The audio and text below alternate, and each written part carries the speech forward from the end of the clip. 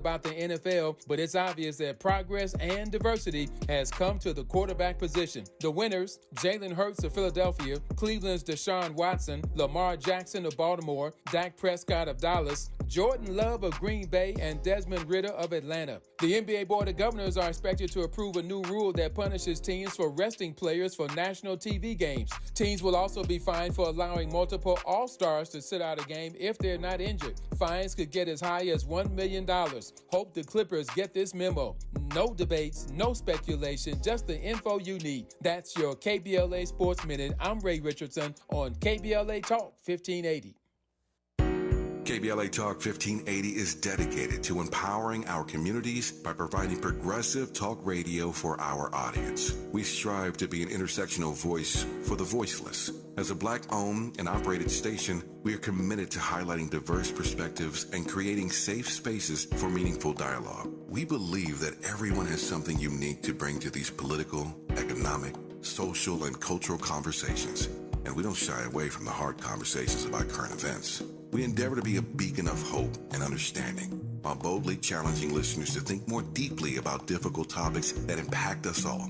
With this in mind, our mission statement at KBLA Talk 1580 is simple: to create an inclusive platform that promotes civil discourse through honest dialogue and encourages personal growth among our listeners, so they can become the active agents of change. Our vision is to establish ourselves as the premier radio network with relevant programming across the beloved community, connecting people through shared experiences and collective power for lasting impact beyond these challenging times.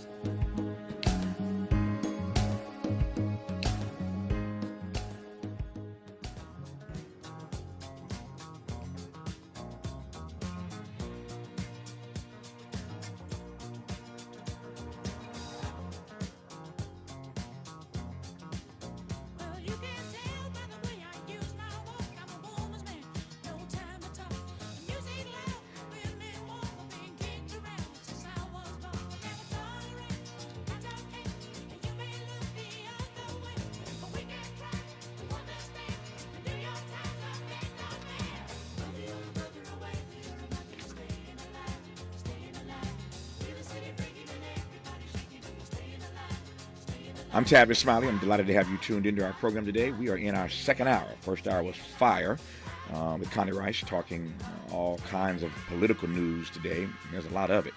But we got 2 more great hours for you in our third hour. You don't want to miss an hour about black fashion. Beth Ann Hardison, iconic black model and fighter for the rights of black women and men in the fashion industry. We'll be joined by Beth Ann Hardison at the top of our third hour. You don't want to miss that. Should be a great conversation. In this hour, though, a dialogue about why politics fails with Ben Ansell, one of the world's leading experts on the dilemmas facing modern democracies. Why are democracy, equality, equity, solidarity, security, and prosperity for all so hard in democracy? Why do we continue on the path of self-destruction, certainly in this country, despite all the road signs warning us that we are headed in the wrong direction? We can't seem to make a U-turn. We'll talk about that and more right now that Ben Ansell joins us. Ben, good to have you on the program. How are you today, sir? I'm great. Thank you for having me, Tavis, and thank you for such an excellent description of the book. Oh, no. It's my great honor to have you, and I'm glad we've got time to talk about Why Politics Fails, the new book by Ben Ansell. Before I get into that, Connie Rice, a brilliant contributor to this program, was just on in our first hour, and we were talking about our democracy, of course, but talking about the fact that both Connie and I believe that in this country, we have an experiment in democracy. We have a sort of Madisonian framework for democracy. We haven't quite perfected that as yet. And so this is an experiment in democracy for many of us. For others, it's already a plutocracy. It's an oligarchy. We've long passed the notion of being a democracy. Let me just start by asking whether or not the word democracy in this country, and for that matter around the globe, is overused, used out of context. You tell me how you frame the use of that term democracy in real time. Yeah, you've highlighted the fact that when people talk about democracy in America, they do so much of the time stating that it's not what we think of when we think of democracy at heart, right? Mm-hmm. It somehow seems to be shifting away from a rule by the people to either a rule by the rich or with some kind of tyranny of the minority, of in the way that the Senate, for example, is structured, that allows Wyoming to have as many senators as California. So there are all kinds of difficulties in looking at the American democratic context right now and saying this is exactly what we all mean at heart when we're talking about democracy, right? Rule of the people, because it seems in many ways we're a long way from that. But I do want to draw back a bit and say that I think the health of democracy in America is not great right now, but it has proved a little bit more resilient than you might have thought. We did avoid an actual insurrection turning into continued authoritarianism under Donald Trump. I think that was that showed that the Madisonian parts of the system that you talk about, the courts and Congress, were able to push back. I do think that there is a very vibrant kind of grassroots democracy in America in terms of everything from ballot initiatives through to electoral reform throughout American cities. I used to live in Minneapolis, right? We changed the electoral system for the mayor there. So there's lots of good news, but America is a big and complex place, and there are lots of democracies in America, right? Yep. There's democracies at the local level, at the state level, and at the national level. Yeah. There are those listening right now, I suspect, who share this sentiment that many express in a variety of places, that America, frankly, has no business whatsoever. We ain't got no business trying to export democracy around the world. I've traveled around the world. And when you look at our country from the outside, somebody once said you can't really appreciate the parade when you're on the float. You can't see the parade when you're on the float. I put it this way: it's every year I fight, and it's been tough the last few years, given what I've been doing and what's on my plate with my work. But it's for me important to get outside of America every year to look back on it for two reasons. One, it allows me to appreciate the country in ways that I can't on the inside, but it also allows me to better critique the country in ways that I cannot necessarily from the inside, particularly when I'm in dialogue with others about the way they see our democracy. And around the globe, particularly given what we saw happen during the Trump era, there are many in this country and certainly globally who think that America has no business whatsoever trying to export democracy around the world, given all the drama that we have endured and are enduring even in real time. I want to get Ben Ansell's take on that notion of America needing to sit down. Somebody said America ought to take a few seats. Just sit down and shut up. You ain't got no business trying to tell nobody else about democracy. Y'all ain't got it right in America yet, and the Trump era, again, underscores that. We'll get Ben's take on that and a great deal more. Just getting started talking in this hour about why politics fails with Ben Ansell on Tavis Smiley. Unapologetically progressive. Unapologetically black. You're tapped into Tavis Smiley.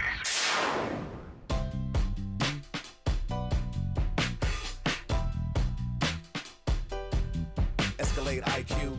This the intro to the all-electric Cadillac, perfection like Zoom. And on a full charge, you get 450 miles without the stop. Haiku. This is what I do. Daddy fat in the Lex since 92. Linked all the way back, panoramic roof. Come with 24-inch rim standard. Ooh, why? Shawty don't kill him. Cadillac diamond in the back, cold chillin'. And when I'm on attack, on the track is no ceiling. Sky's the limit. You me? Straight drop, no parachutes. Lay lines like a longitude and latitude. Feel it, beloved, clearly we're hustling. Bustin', truckin'. Cadillac.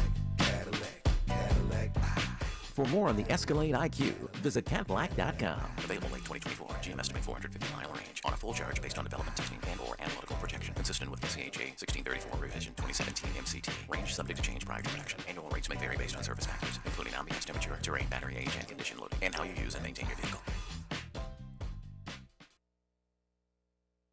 In Big Tobacco's Fantasyland, children are the future. Here, tobacco companies are committed to higher education, offering scholarships to students who submit essays about the benefits of vaping. The tobacco industry even sponsors summer camps for kids. Don't worry, the tobacco-sponsored programs have been linked to leaving your kids more interested in smoking. In Big Tobacco's Fantasyland, the world's deadliest industry is your child's friend.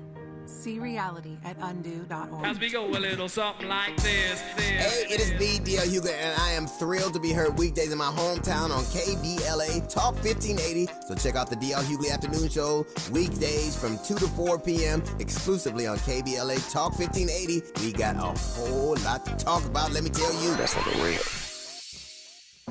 Hi, Tavis, Smiley here. I know you've been hearing the promo over and over again about our event this Saturday, about contracts and how you can get in the contract pipeline. Just want to remind you, it is this Saturday. Space is limited. Here's Dion Rambo to tell you more about what you can expect this Saturday. Yo, what's up? This is Rambo, and again, you know the 3 words, contracts, contracts, contracts. This Saturday, there's one place you have to go right now, KBLA1580.com. If you want to see us talk about contracts, talk about grants, you got Caltrans who made all this possible. I'm super excited. You guys all know Rambo's been in the community fighting for you. Now, we got Tavis fighting alongside. This is huge. KBLA1580.com this Saturday. See you guys. Hey, this is Zoe Williams, the voice of reason from KBLA Talk 1580. Listen, if you're in the market for the best prices and the fastest delivery for custom-made roller shade, LA Custom Blinds is the place to be. Schedule a free estimate, and they will come to your house, measure your windows, and bring a variety of fabrics to choose from, and then come back and install it all for free. The best part is that their factory is located right here in downtown Los Angeles, so they make the shades really fast. All you got to do is go to lacustomblinds.com and schedule your free in-home estimate right now. Tell them Zoe Williams sent you. Helping to make you the most knowledgeable person in your circle of friends. This is Tavis Smiley. Ben Ansell's new text is called Why Politics Fails. We're going to talk about why democracy and politics are so on life support, if I can put it that way, these days. But being that the point I made a moment ago that I want to get your temperature on, take your temperature on, this notion that many feel and believe that America really is a bit hubristic. It's sort of full of hubris to be trying to export democracy around the globe in a moment like this. One could argue, and I would in fact argue, that the greatest cultural exports this country has ever given the world, jazz, blues, hip-hop, and all that comes, of course, from the black community. So we stick our chest out about that. We've given the world the greatest exports this country has ever shared. But on that list, of course, has to be democracy when done right. But in a moment like this, certainly in the Trump era, there are many who believe that we just have no business sticking our chest out about our democracy. What say you? Yeah, first off, it obviously looks pretty hypocritical when America's been going through a tough time with its own democracy to go and tell everybody else how to do things. And if you look at the experience of Iraq and Afghanistan under American occupation and what happened to their political systems afterwards, it also does not look encouraging. And I think at root, it's because democracy is about ruling yourselves, and it's very hard to go and tell other people, hey, here's how we think you should rule yourselves, right? And that's why democracy is organic, right? Yeah. And this is a, 215-year, nearly 250-year experience of American democracy that America has still not got right. And let me tell you, I'm in the UK right now, and we like to tell stories about centuries of democracy. Mm-hmm. And if anyone's been following British politics on your show over the last few years, they'll know that we have not been able to make decisions very effectively either, right? Mm-hmm. So it's always a learning process. You talked about our great national experiments, right? But those experiments are ongoing. So it's understandable, if you're looking abroad, that people would not find it convincing when we have not perfected it to try and impose it.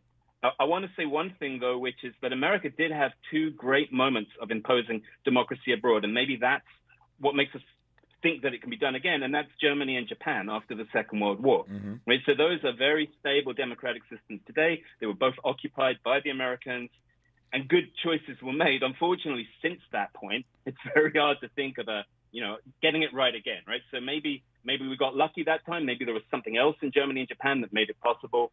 I think no one is going to be interested right now in taking lessons from the United States, but that doesn't mean that they can't become democracies themselves. Right, but you got to want to do it yourself. Yep. So let me probe that. I find that fascinating. Why then did our experiment with Germany and Japan, helping to establish their democracies, work so well, and why we've been coming up so short of late? And by of late, I mean for some years now, some decades now. Yeah, you could say it might be the Cold War, right? So that there was Germany and Japan were under the American security umbrella. They had U.S. troops stationed in them, right? They still do, although fewer than they had. And the constitutions the Americans imposed in those countries just seemed to work in those countries. They weren't perfect. The Japanese had the same political party running Japan from the 40s to the 1990s, right? So it wasn't that democratic, but it was stable. I think the problem is our adventures since the 1990s have been after the fall of the Soviet Union, and there's not been any kind of reason for countries that America has invaded or occupied to play nice, because the alternative is much worse, right? And I think being dominated by the Soviets turned out pretty badly for most places as well. But we're not in that world right now. Yeah. When you name this book, and I want to go right inside the text now. When you title this book, "Why Politics Fails," unpack the title for me. Why is that the title?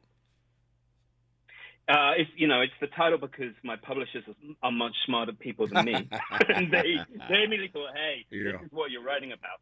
But what I was focused about initially was these traps I talk about in the book. So there's a democracy trap, an equality trap, and so on. And each of these traps is something about our self-interest as individuals somehow kind of butting up against each other and preventing us collectively from getting the goals we want, right? So that's the theme. If you read the book, you'll find throughout, and that's the kind of easy answer as to why politics fails. But let me give you a kind of more subtle answer, which is that that's inevitable. We are going to butt up against each other, right? We do disagree on things. We don't want to pay for things that we need and so on. But we at least have to accept that, right? We have to design our political institutions around that to make sense of it, rather than thinking that with some kind of technology or some kind of strong leader, we can magic those problems away. We really can't. So I guess the big story I want people to take from the book is that politics fails if you pretend that you can do without it, right? It would be even worse to not exercise our democratic votes. It's annoying to do so, right? We butt up against each other, but that's how we get things done. Yeah. I remember reading a book many years ago. He's now transitioned. He's deceased, but Mario Cuomo, long-term governor of New York, was a brilliant orator, as you know, and a great writer and a pretty good governor for the 3 terms he had as governor of the Empire State. He wrote a book many years ago called Reason to Believe, and that book is still on my shelf to this day. And in this book, Reason to Believe, he really took on this notion, Ben, of how we define, and let me just back up, how we even have a conversation about how we define the proper role of government. Everybody in this country, and for that matter around the globe, people believe in governments, and they believe that government has a proper role to play. The debate, of course, comes in this country, certainly right about now, as to what the proper role of government ought to be. So let me ask broadly what you make of that debate, that conversation, how we get to a meaningful dialogue about what the proper role of government should be. We're talking about why politics fails, but I'm just taking a step back to talk about, again, the fact that we all need government for certain things in our lives. Republicans want to do certain things. Democrats want to do certain things. We can't agree on that, but everybody agrees that there is a proper role for government to play. How do you get at that? I mean, it's a great question. Mario Cuomo was also an inspirational leader, like the Kennedys he was related to, like Barack Obama, like Ronald Reagan, arguably, in that he was able to come up with a vision that I think attracted people to look beyond themselves, right? I mean, Kennedy's famous "Ask not what your state can do for you" speech, right? Fits right into that. So in part, the answer to your question is most of the time, we look at the world around us and we worry about, in the United Kingdom, we worry about traffic and collection of garbage, right? Like for most people, that's the day-to-day role of politics, and they don't look beyond that. They don't like paying taxes. They do like getting benefits. That's more or less it. And I do think that these figures who can inspire us to a greater picture of what government can do are important for politics, but they don't always last. And sometimes they believe their own hype. I think arguably the Obama era is a little bit of Barack sometimes going to the Republican Party saying, look, I'm arguing in good faith and I'm going to expose your bad faith. and somehow that's going to make you change your mind. And it never did, right? Being a charismatic guy with the best intentions, having a vision for what America should look like. You remember the red state, blue state speech, right? But that's not where we ended up. Well, we ended up with even redder states and bluer states. And so, you know, I think there's a sort of difference in the Cuomo world of vision and maybe the Joe Biden world of a much more transactional politics. And I think it's a challenge for anyone who studies politics to figure out which is a better outcome. Do you want people to inspire but get stuck, like John F. Kennedy or Barack, or do you want people to get things done but piss a lot of people off, like Lyndon Johnson or Joe Biden? Yeah. No, I see the frame that you're putting us in. It's a frame that I want to just marinate on for a second as we move forward here. In your book, Why Politics Fails, as you mentioned, there are these traps that you sort of unpack. And I want to just kind of walk through a few of them and have you unpack how and why you define these things as traps to the collective goals of democracy, equality, solidarity, security, prosperity, etc. So I'll let you choose, but talk to me about some of these traps that you detail in the text. Yeah, sure. So, you know, one of the traps, let's begin with democracy. So for me, the big trap in democracy is if we don't have enough organization around what we want, and most of us have pretty disparate, diverse views about things, we can often end up not making any decisions at all. So that's what I call chaos. I think any of your listeners who followed the Brexit debate in the United Kingdom will remember how we had this big decision that looked like a clear decision to leave the European Union, and then we couldn't do it for 3 or 4 years because we kept on circling around different ways of doing stuff, right? So that's one outcome. But the other is the one that I think characterizes American politics right now, which is one of polarization. And that's where we do have kind of coherent views, but we've become so negatively ionized, right, against the other side of the political debate that we can't get anything done because we hate each other so much. And so in democratic politics, in some ways, always weaving between these 2 points, right? It's hard to sometimes to make decisions at all, but then when we can finally find stuff where we're for or against it, then we find ourselves polarizing very quickly.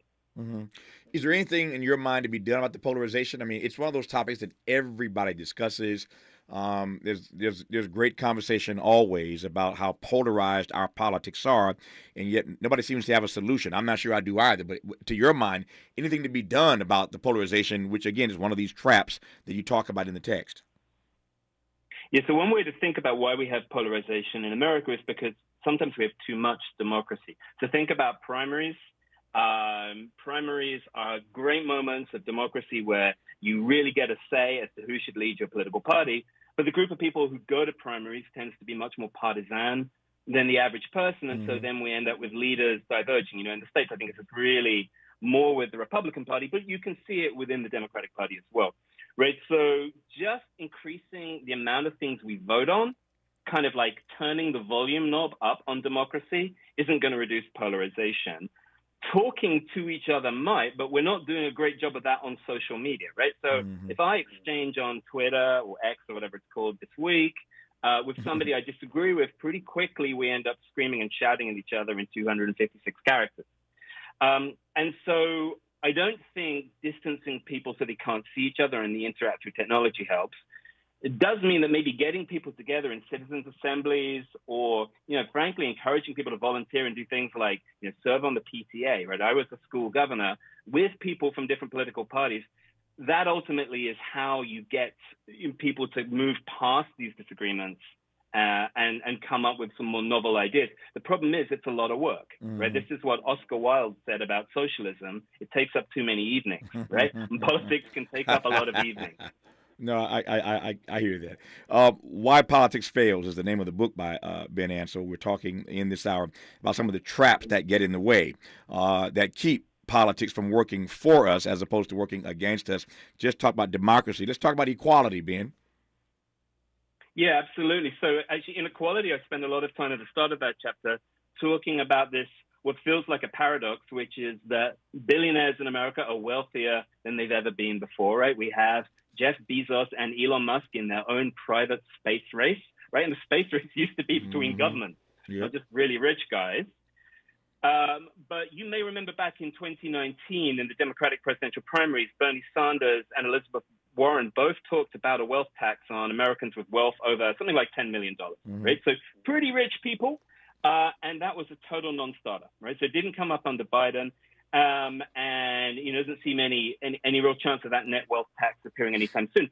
And it's kind of surprising, right? Because it only affects about 150,000 American households, and there's 150 million American voters who aren't affected by it.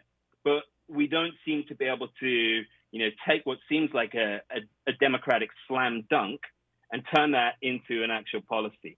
And so, some of what I do is explore why that's the case. And I've run a lot of surveys in the UK and Europe and beyond, looking at how people feel about taxing wealth. And, and the answer is that people understand that they are not that wealthy and they're not going to be taxed. But there's something about taxing wealth that feels unjust to people, right? That when you've already earned something, taxing it is taxing it twice, or it's taxing something that would go to families, or it's taxing farms, right? That, the estate tax is a tax in a lot of ways in the States. And that means it's turned out to be extraordinarily difficult to do. And so we have this kind of clash where people all want to be treated the same, right? And they don't want their wealth taxed, and so they're willing also not to have Elon Musk's wealth taxed, but they also want equal outcomes. And those things are in, a clash against one another. Yeah, the problem with that argument, I hear that, Ben, the problem with that argument is there's so many loopholes and so that they take advantage of. I mean, you recall Donald Trump bragging in the presidential debate some years ago about how and why he didn't pay taxes and how it made him smart, that he understood the tax laws and how to avoid paying taxes. And so for those who feel some sort of fidelity to rich people and that they shouldn't be put upon, I ain't buying it. That argument doesn't work for me because they find so many other ways to get around the other responsibilities. Well, they do. And you know what? Yeah. Elon Musk said to Bernie Sanders about this? He said, yeah, go ahead, have a wealth tax. I'll just spend down my money beforehand. There you go. It's not taxed. No, and he can do that. Now, there are always ways around it. When we come forward, though, I want to ask you directly, Ben, how you read the role of the rich in our contemporary politics. We're talking about why politics fails, and increasingly these billionaires that Ben referenced a moment ago are getting more and more involved in our politics, and many of them owning the media outlets that cover our politics. So they're not just involved, they're entrenched. We'll talk a great deal about that and more regarding this new book, Why Politics Fails, with Ben Ansell when we come forward on Tavis Smiley. This is getting good. Yeah, man. Tavis Smiley continues when we come forward. If you're like me, 60 and retired, making ends meet, especially here at the supermarket and drugstore, is tough. I'm so blessed to have found benefitscheckup.org. It's a free and confidential website from the National Council on Aging that connected me to $1,200 a year in programs that help pay for food, medicine, utilities, and more. Maybe it can help you. benefitscheckup.org. My daughter was diagnosed with a rare malignant rhabdoid tumor on the spine. They sent her straight to St. Jude. My hope was gone. But when you get there, everyone's like, hey, we're not going to give up. And when you see other people not giving up on your child, that makes all the difference in the world. When I found out I didn't have to pay, I was just grateful. They saved my baby's life. Finding cures, saving children. Learn more at stjude.org.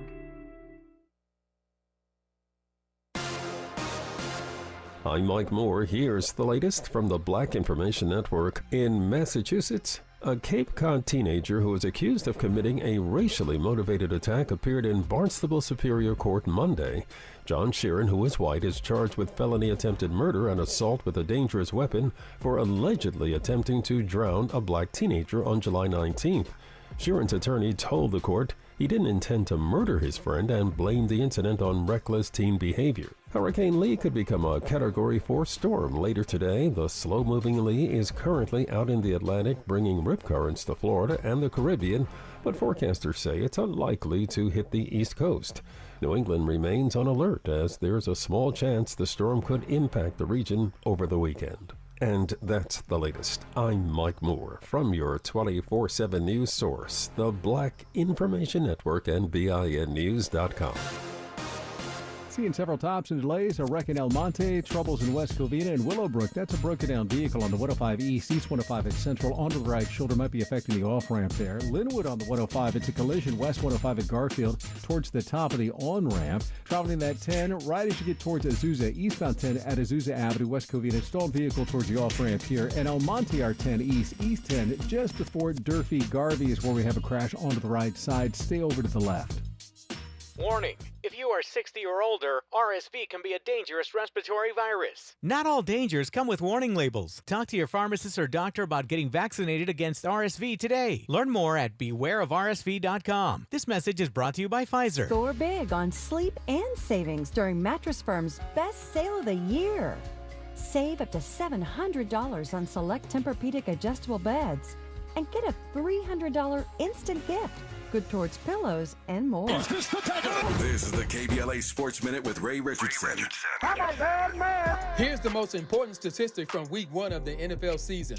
14 NFL teams started a black quarterback. That's the highest number in league history for any weekend. Almost half of the NFL's 32 teams started a black quarterback. There's a lot to criticize about the NFL, but it's obvious that progress and diversity has come to the quarterback position. The winners, Jalen Hurts of Philadelphia, Cleveland's Deshaun Watson, Lamar Jackson of Baltimore, Dak Prescott of Dallas, Jordan Love of Green Bay, and Desmond Ridder of Atlanta. The NBA Board of Governors are expected to approve a new rule that punishes teams for resting players for national TV games. Teams will also be fined for allowing multiple All-Stars to sit out a game if they're not injured. Fines could get as high as $1 million.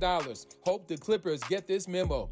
No debates, no speculation, just the info you need. That's your KBLA Sports Minute. I'm Ray Richardson on KBLA Talk 1580. For all of us, this generation and the next, there is simply no place in our lives for litter.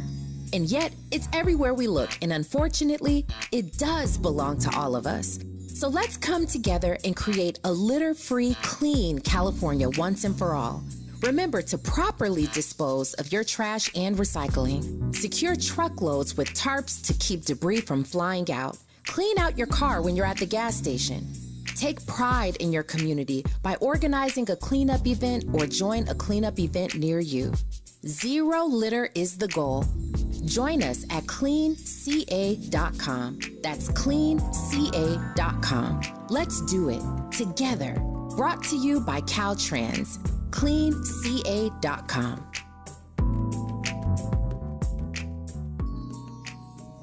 Extreme heat increases your risk of heat illness and death. Warning signs of heat exhaustion include muscle cramps, headache, and nausea. Signs of heat stroke include a fever of 103 or higher, confusion, and loss of consciousness. Protect yourself by limiting time spent outdoors, staying hydrated, and staying cool in air-conditioned spaces. Learn how to stay safer from extreme heat at heatreadyca.com. Brought to you by the state of California. The Black Hollywood Education and Resource Center proudly presents its 25th annual Real Black Men Short Film Showcase, September 22nd through September 24th. Join us for the opening night celebration on Friday, September 22nd, and enjoy the short film showcase featuring 47 films by emerging black male directors from across the country. Continuing on Saturday, September 23rd and Sunday, September 24th. All events will be held at the Regal LA Live Cinemas, 1000 West Olympic Boulevard in downtown Los Angeles. For more information and tickets, visit bherc.org. That's bherc.org or call 323-957-4656. That's 323-957-4656. Don't miss your chance to celebrate excellence in black cinema all weekend long at the Real Black Men Short Film Showcase. See you there. Made fresh daily in the Mert Park, Los Angeles, California. You're listening to Tavis Smiley. Tavis Smiley and Ben Ansell, author of the book Why Politics Fails. We are talking in this hour about all things politics and systems and structures and democracy and equality and solidarity and security and prosperity for all, and why these things are so hard even after 200 plus years of trying. Here we are. Still trying to get it right, this thing called democracy, trying to get it right in this country and have the nerve to be trying to export it around the globe. I digress on that point, given that we've already talked about that a bit earlier in this conversation. But, Ben, you made a point a few moments ago that I want to come back to, and that is the role of the rich in our democracy. These billionaires who are sticking their noses in places that many of us wish they weren't. Many of them, of course, owning the media outlets that cover the news that we read, be it Elon Musk at X, formerly Twitter, be it Jeff Bezos at the Washington Post, a number of other persons I could point to. But broadly speaking, talk to me about the role of the rich in this process and how their involvement in some ways makes politics feel worse, not better. You're absolutely right. It does. I mean, look, our democracies are based on free speech, but free speech in America seems to work. The more dollars you put into the machine, the louder your microphone is. Maybe that's inevitable, right? Because in the UK, millionaires and billionaires own our press too. But it means that we're hearing a series of very lucky people very loudly. And those people might be conservative, as Elon Musk appears to be, at least now. I'm not sure how conservative he was 5-10 years ago, but he's definitely radicalizing himself. Or they might be sort of liberal on some things like Jeff Bezos, but or some of the ex-Facebook founders.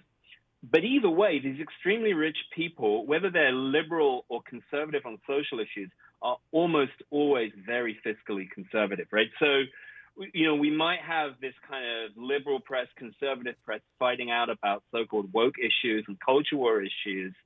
But there's a much, much narrower debate about economic policy, about, full employment, about, the standard of living of the average American, right? It just doesn't get the same coverage that trans rights do or other kind of cultural hot button issues. So that's what I think we're really seeing with these wealthy liberals and conservatives, billionaires owning machines, is our debate has also become narrower, right? It hasn't become about these big picture items. That when William Randolph Hearst was publishing his screeds against FDR, it was because he didn't want FDR to do the New Deal, right? But it seems that the debate's much, much narrower today. So I think that's part of the downside of the way in which extremely wealthy people owning your media just narrows the conversation that you can have. Yep.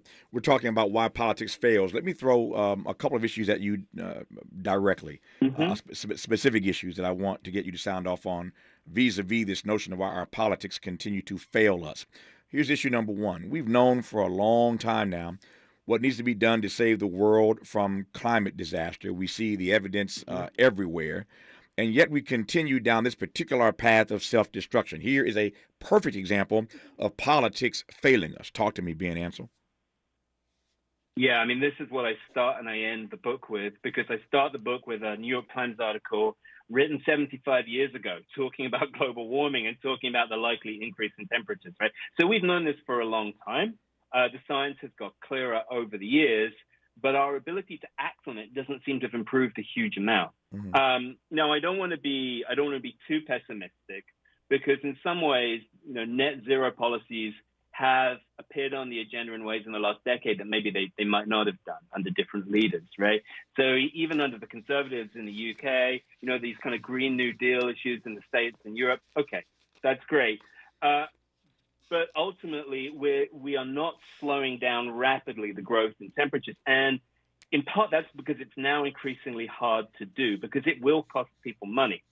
And I think, there's a huge political challenge, speaks to some of the themes in the book, that no politician really wants to tell people, you're going to have to pay money if you want to reduce emissions or if you want to reduce carbon in some fashion. They'd rather do the easy stuff than the hard stuff, right? They'd rather kind of greenwash their politics.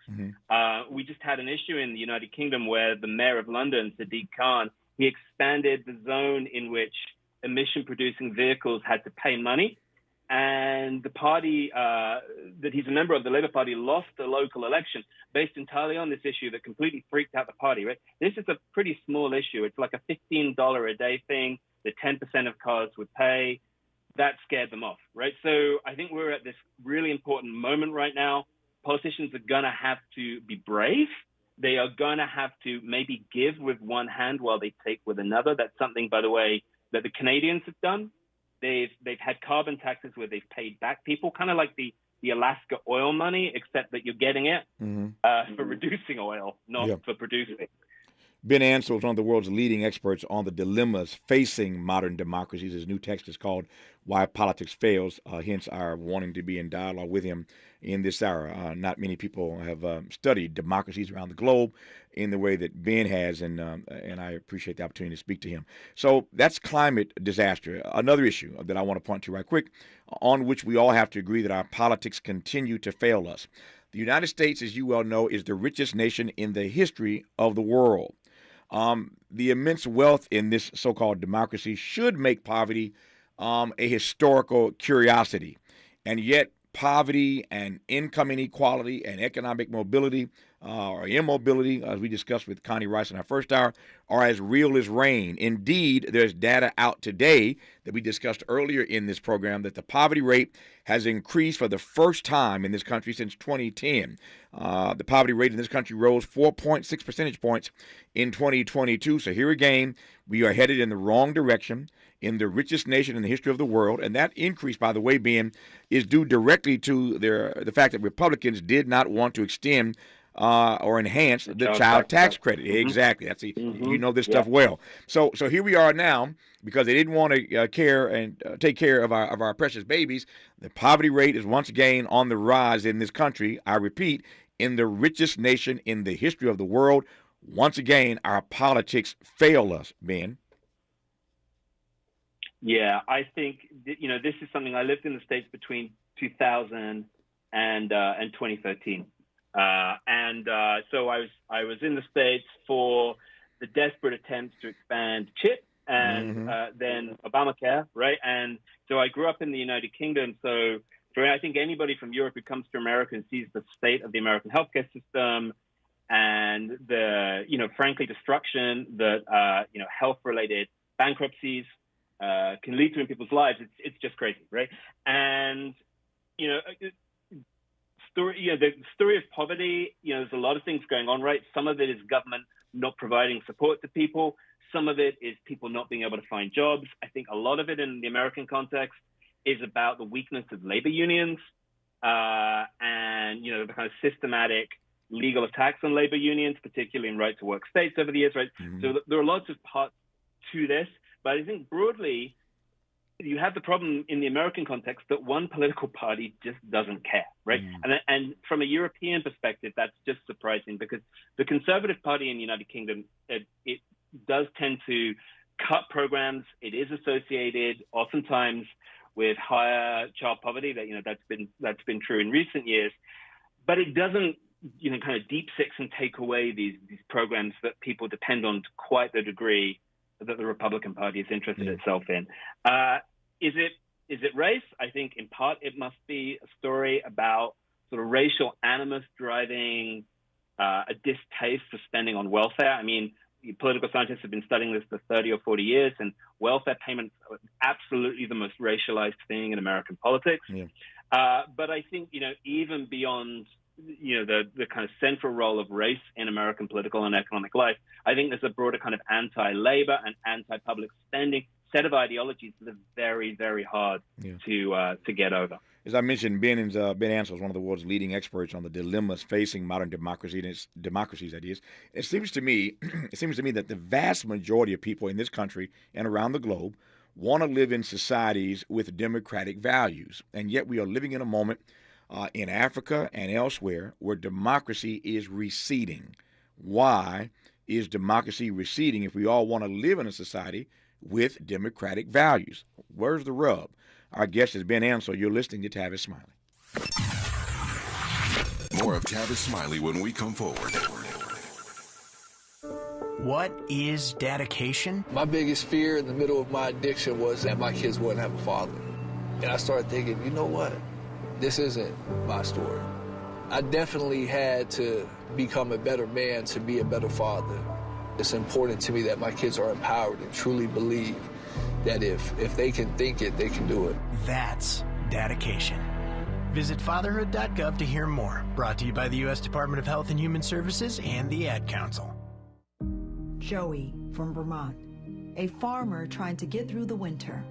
Adriana from South Carolina, a single mother living paycheck to paycheck. Liam from Ohio, an injured father struggling to provide for his family. Hi, I'm Shanola Hampton, and I support the Feeding America network of food banks because they help provide over 6 billion meals to people in need each year. Learn more at feedingamerica.org. I'm David Goldberg, a bilingual elementary school teacher and president of the California Teachers Association.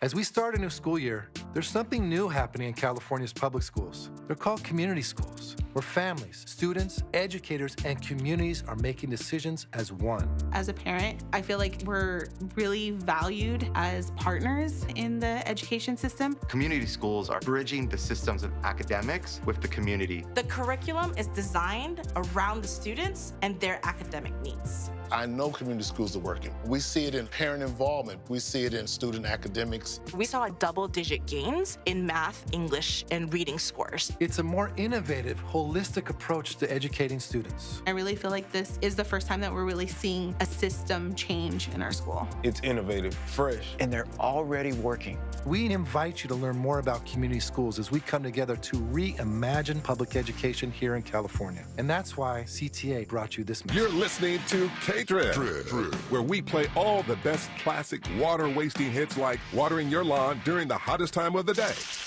and leaky faucets. They're tunes from another time because now that we face a hotter, drier future, every drop counts. Despite an extremely wet winter, keep using less water, fixing leaks, and reusing indoor water for your garden. Visit SaveOurWater.com for more ways to conserve. Up next, brushing your teeth with the water on. K-Drip. Now. We tend not to think about now. We dream about tomorrow, relive yesterday. But right now in front of us is victory over cancer. Right now, cancer research funded by the V Foundation is leading to better treatments and saving lives. Victory over cancer is there for the taking by you, because today's cancer research is tomorrow's victory. Learn more at v.org. Don't give up. Don't ever give up. Let's get back to more of this rich dialogue with Tavis Smiley. So, Ben Ansell, there's a disconnect here for me, and I need you to help me out with this. If the vast majority of folk around the globe, and certainly in this country, want to live in a society with democratic values, then why in Africa, you've seen all of these stories of late, in certainly the southern part of the continent, these uprisings, these upheavals, these coup d'etats are taking place every other day, it seems, and not just in Africa, but in other parts of the globe. I could point to this as well.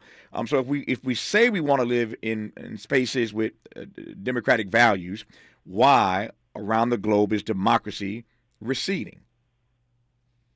So I think the simple answer is democracy is really hard to do. Yeah, it's hard to do because we're all going to disagree and there's uncertainty. And you know what's easier to do in some ways? It's hire a whole bunch of guys and have them patrol around with uniforms and guns and knock heads if people don't like what you're doing. I mean, in a way, that's an easy way to have a stable system for a while, and it's quite hard for democracies, particularly in poorer countries, to respond to groups of, armed dudes who are doing just that. In some ways, that's what's just happened in Mali and in Niger. These are pretty weak states already. When they have democratically elected politicians, the cops are easy to bribe, the soldiers are easy to bribe. Quite often the coups happen because a bunch of soldiers who are protecting the president suddenly decide they don't want to do that anymore, and it would be a lot easier to sort of turf them out. And that's been happening for decades and decades, but it's been happening a lot recently. And arguably the reason for that is because the Russians have been involved in that part of the world with the Wagner group. You may remember their leader was the guy who just died in a mysterious plane crash, who just after he tried to oust Putin. Yeah, not really that mysterious if you're paying attention. It's not really that mysterious, but I digress. Yeah. Indeed. Yeah. Absolutely. So Mr. Prigozhin and his armed groups in the Wagner group would go and they would train, groups of soldiers in Mali and in Chad and other parts of Africa. So there are genuine bad actors out there as well who don't care for democracy and who, exploit some people's desire for power in regions like that. But, let me just say that democracy is still really popular. I mean, you alluded to this earlier, right? If it's so popular around the world, why does this keep happening? The good news is that people aren't turning away from it, even in dictatorships.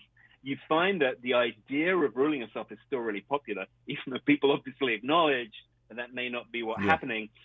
And the places where democracy is we're becoming less confident in our own ability to rule ourselves are places like the States or France. And, I do think we have problems, right, in Europe and in America, but we shouldn't be too despondent, and we shouldn't kind of give up the argument to the alternatives, because the alternatives are people employed by Vladimir Putin or Xi Jinping, and it's not clear to me that they have the best interests of people in poorer countries around the world. Point well taken. When we come forward in our remaining moments with Ben Ansell, he mentioned moments ago this notion of unions and this anti-union sentiment that persists. Hence, you see all of these strikes that are happening in this country and, for that matter, around the globe. There are strikes. Why, in the context of our politics failing us, why are our politics so anti-union? That's a conundrum for many of us, even all these years later, that our politics are so anti-union. Why? We'll talk about that when we come forward with Ben Ansell on Tavis Smiley. You're listening to Tavis Smiley. Ranked number 45 on the Heavy 100 list of the 100 most important radio talk show hosts in America.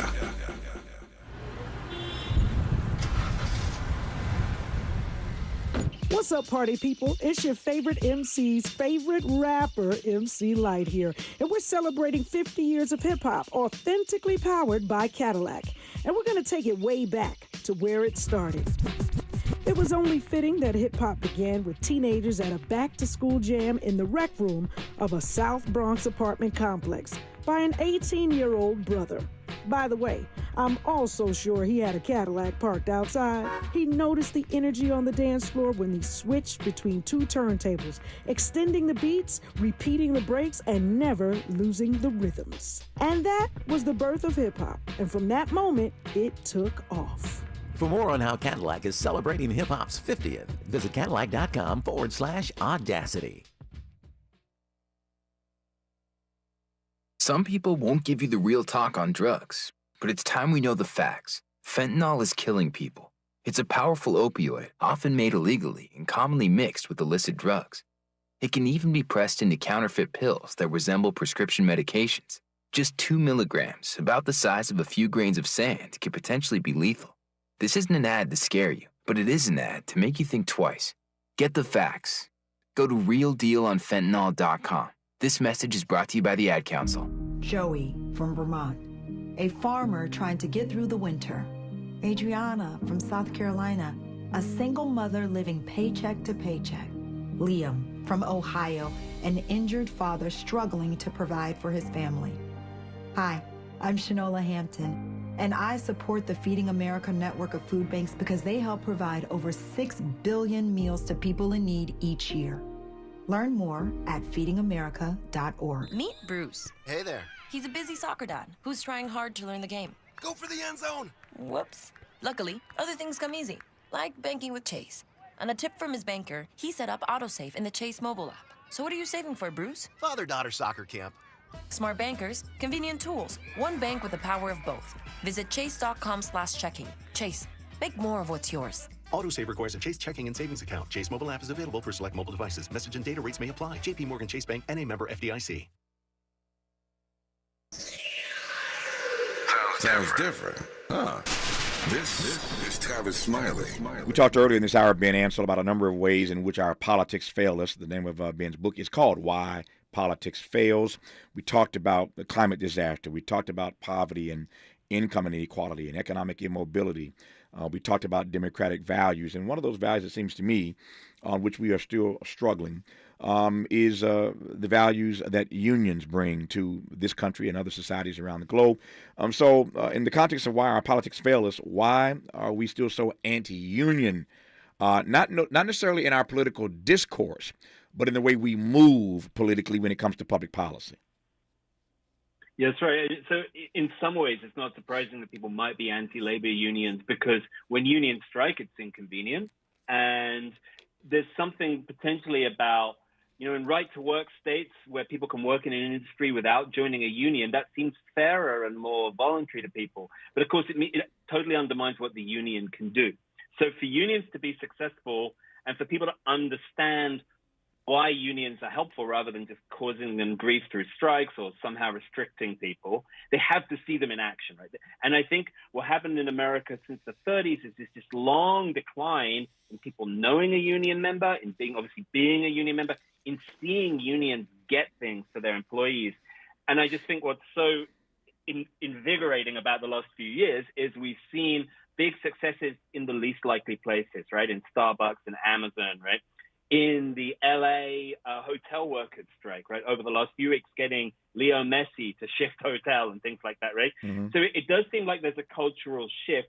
And in a way, you kind of have to see the success that unions bring to ignore, the kind of, the downsides that people might associate with them. So in a sense, it's a big cultural shift in the public mind is what's needed. And I can see that starting to happen. Yep. You can tell by the accent that Ben Ansell was born and raised in the UK, but his PhD is in government. In fact, it's from Harvard, in a place called Cambridge. Tavis, I was born in California. Are you born in California? Okay. Okay. I am a Californian. Yeah. All right. Well, but it did not take the accent as a target. Yeah, I was going to say, you might have been born here, but being raised there, the California accent, I'm not hearing the California accent right. as I sit in California right about now. Let me close in the 90 seconds I have left with this. I was saying you got your PhD from Harvard. So let me close this in 90 seconds. Why is it so hard to get and keep the world that we say we want? It's hard because politics is hard and democracy is hard, and it requires all of us to engage. And, when we look at the Elon Musks of the world making these big decisions for us and not getting taxed a great deal, we might think, what's the point? And, I just want your listeners to see actually, examples like, everyone from the hotel workers in LA, the local government, that there are ways for all of us to engage and improve the world, but it does involve us, pitching in ourselves. Yep. And so that's the message I would like people to take from this. Born in California, raised in the UK, taught at University of Minnesota, PhD from Harvard. So he's been around the globe. His book, his new book is called Why Politics Fails. Why Politics Fails. His name is Ben Ansell. That's Ansell. Ben, congrats on the text. Thanks for this conversation. A delight to have you on the program. All the best to you, my friend. Thank you for having me, Tavis. It was great. My great honor. More of Tavis Smiley, including a conversation with the iconic black model, Beth Ann Hardison, when we come forward on Tavis Smiley. KBLA 1580 Santa Monica. I'm Mike Moore. Here's the latest from the Black Information Network. In Massachusetts, a Cape Cod teenager who is accused of committing a racially motivated attack appeared in Barnstable Superior Court Monday. John Sheeran, who is white, is charged with felony attempted